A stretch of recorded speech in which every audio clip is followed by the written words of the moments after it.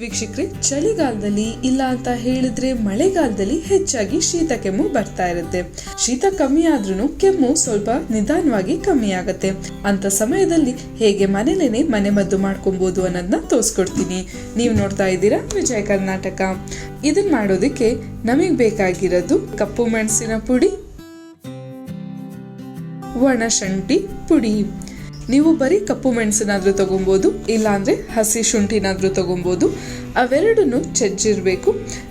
ಕಲ್ಸಕ್ರೆ. So ಬನ್ನಿ ಶುರು ಮಾಡ್ಕೊಳ್ಳೋಣ ಹೇಗ್ ಮಾಡೋದು ಅಂತ.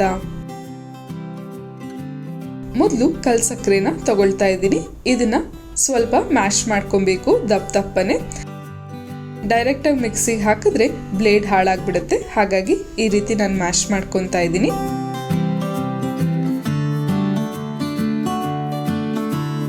ನಾವು ಇದನ್ನ ಮಿಕ್ಸಿ ಜಾರಿಗೆ ಹಾಕೊಳ್ಳೋಣ.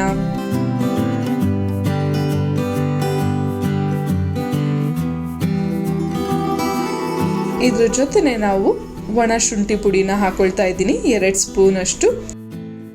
ಶುಂಠಿಯಲ್ಲಿ ಆಂಟಿ ಇನ್ಫ್ಲಮೇಟರಿ ಪ್ರಾಪರ್ಟಿ ಇದೆ, ಹಾಗಾಗಿ ನಮ್ಮ ದೇಹನ ಬೆಚ್ಚಗಿಡಿಸೋದಕ್ಕೆ ಸಹಾಯ ಮಾಡುತ್ತೆ.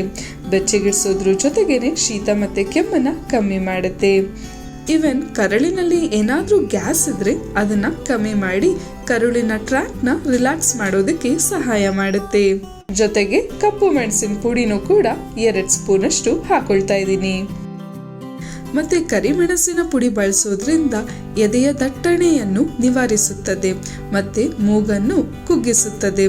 ಅಂದ್ರೆ ಏನೇ ಬ್ಲಾಕೇಜ್ ಆಗಿದ್ರು ಅದನ್ನ ಗುಣಪಡಿಸುತ್ತೆ. ಇನ್ನ ಕಲ್ಸಕ್ರೆ ಬಳಸೋದ್ರಿಂದ ಕಫನ ಕಮ್ಮಿ ಮಾಡುತ್ತೆ. ಈ 3 ಇಂಗ್ರೀಡಿಯೆಂಟು ಮಿಕ್ಸಿಲಿ ಚೆನ್ನಾಗಿ ಮಿಕ್ಸ್ ಆಗ್ಬೇಕು. ಆ ರೀತಿ ಪುಡಿ ಮಾಡ್ಕೊಳ್ಳಿ. ನೋಡಿ, ಫುಲ್ ನೀಟಾಗಿ ನೈಸ್ ಆಗಿ ಆಗಿದೆ. ಇದರ ನೀವು 8 ಬಾಕ್ಸ್ ಅಲ್ಲಿ 1 ತಿಂಗಳ ಕಾಲ ಇಟ್ಟಿ ಯೂಸ್ ಮಾಡ್ಕೊಬಹುದು. ಇದು ಕೆಮ್ಮನ್ನ ಕಮ್ಮಿ ಮಾಡುತ್ತೆ ಮತ್ತೆ ಏನಾದ್ರೂ ಎದೆ ನೋವಿದ್ರೆ ಅದನ್ನು ಕೂಡ ಕಮ್ಮಿ ಮಾಡುತ್ತೆ. 1 ಇಲ್ಲಾಂದ್ರೆ 2 ಸ್ಪೂನ್ ಅಷ್ಟು ದಿನಕ್ಕೆ 2 ಸತಿ ಸೇವನೆ ಮಾಡಬೇಕಾಗತ್ತೆ. ಬೆಳಗ್ಗೆ ಸಂಜೆ ಆದ್ರೂ ಮಾಡ್ಬೋದು, ಇಲ್ಲಾಂದ್ರೆ ಮಧ್ಯಾಹ್ನ ಸಂಜೆ ಆದ್ರೂ ಮಾಡ್ಬೋದು. ನಿಮಗೆ ಹೇಗೆ ಅನುಕೂಲ ಆಗತ್ತೆ ಹಾಗೆ ದಿನಕ್ಕೆ 2 ಸತಿ 1 ಅಥವಾ 2 ಸ್ಪೂನ್ ನ ಸೇವನೆ ಮಾಡಿ. ನೋಡಿದ್ರಲ್ಲ ವೀಕ್ಷಕರೇ, ನಾವು ಮನೇಲೇನೆ ಕೆಮ್ಮಿಗೆ ಎಷ್ಟು ಸುಲಭವಾಗಿ ನೈಸರ್ಗಿಕ ಪುಡಿ ಮಾಡ್ಕೊಂಡ್ವಿ ಅಂತ. ನೀವು ಕೂಡ ಈ ಪೌಡರ್ನ ಮಾಡ್ಕೊಳ್ಳಿ.